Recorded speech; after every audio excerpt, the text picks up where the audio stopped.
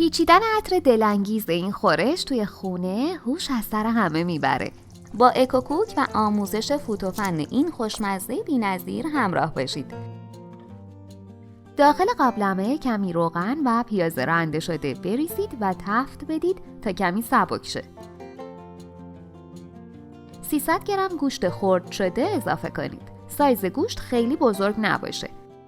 کمی تفت بدید تا فقط رنگ گوشت تغییر کنه.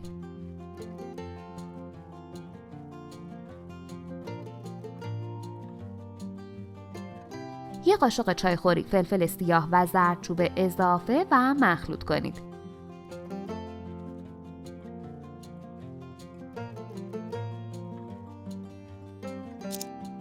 در صورت دلخواه نصف قاشق غذاخوری رب گوجه بریزید، تفت بدید تا خامیش گرفته و رنگش باز بشه.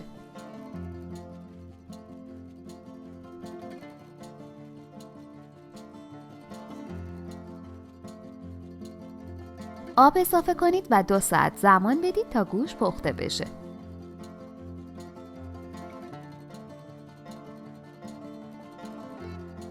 15 عدد آلو بخارا رو نیم ساعت با آب خیس کنید. هسته های 2 عدد به رو در بیارید و با پوست خرد کنید.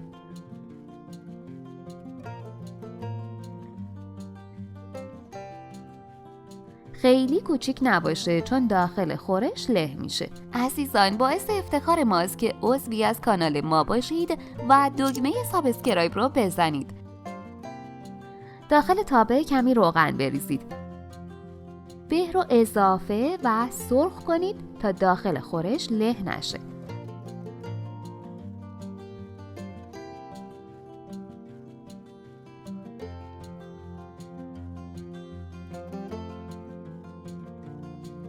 بعد از پخت گوشت، به‌های سرخ شده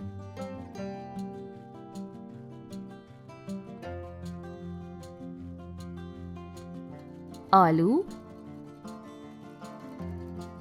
یه قاشق چایخوری دارچین و نمک اضافه و ترکیب کنید.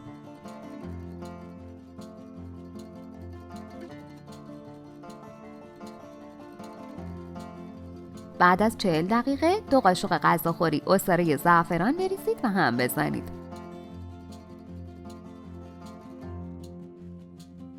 نیم ساعت زمان بدید تا خورشتمون جا بیفته.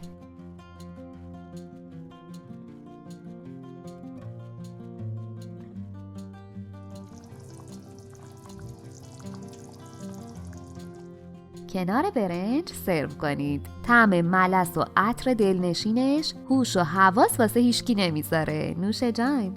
ممنون از وقتی که گذاشتید و این آموزش رو تماشا کردید. لطفاً برای حمایت از ما لایک و سابسکرایب رو فراموش نکنید.